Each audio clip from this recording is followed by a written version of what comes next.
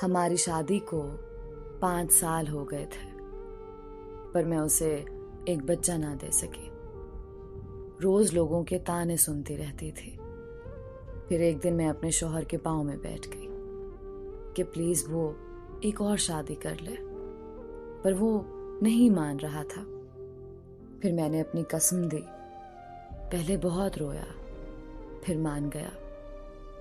ہمارا یہ فیصلہ سن کر سب بہت خوش ہو گئے، اور پھر شادی کا وقت آ گیا۔ اس کو تیار کیا، دولہا بنایا، اور سب سے زیادہ خوش بھی میں ہی نظر آ رہی تھی۔ اس کی شادی والی رات آج بھی مجھے یاد ہے۔ رات سے صبح تک اس کے کمرے کے باہر زمین پر بیٹھی رہی۔ وہ رات بہت ہی لمبی تھی، مجھے بہت درد تھا، پر آنسو ایک بھی نہیں تھا۔ صبح ہوئی تو دلہن کو تیار کیا ولیمے کے لیے۔ میرا شوہر بہت خوش نظر آ رہا تھا، اور میری خوشی اسی میں تھی۔ اصل کہانی تو شادی کے بعد شروع ہوئی۔ اس نے پورا 1 مہینہ مجھ سے بات نہیں کی، اور یہی چیز مجھے اندر سے کھا گئی، اور میں بیمار رہنے لگی۔ میرے سسرال والوں نے ان سے بول کر مجھے امی کے گھر بھیج دیا۔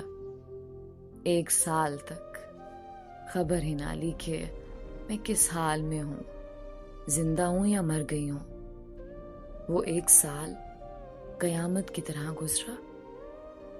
ایک دن میرے لیے قیامت سے کم نہیں تھا۔ 1 سال بعد اللہ نے ان کو ایک بیٹی اور بیٹے سے نوازا، تو ان کو ایک نوکرانی کی ضرورت پڑ گئی، اور وہ مجھے لینے آ گئے۔ والدین کے منع کرنے کے باوجود میں ان کے ساتھ جانے کے لیے تیار ہو گئی۔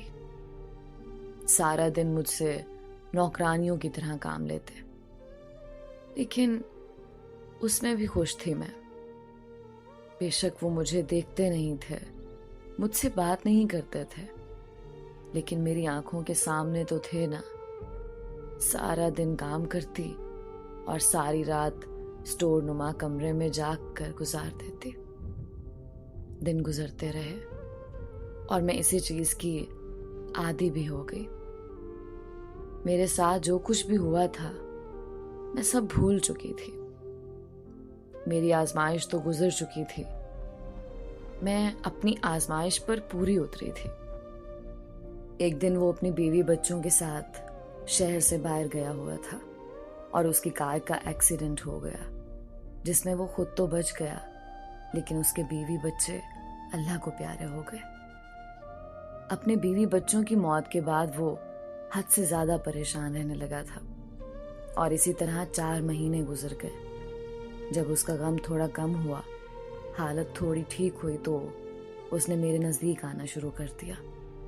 لیکن پتہ نہیں کیوں مجھے اس کا نزدیک آنا عجیب سا لگا۔ پتہ نہیں کیوں مجھے اس کا پاس آنا اچھا نہیں لگ رہا تھا، پر میں کر بھی کیا سکتی تھی، مجبور تھی۔ اپنے پاس آنے سے منع بھی نہیں کر سکتی تھی۔ مرد آخر مرد ہوتا ہے، وہ اپنے آپ کو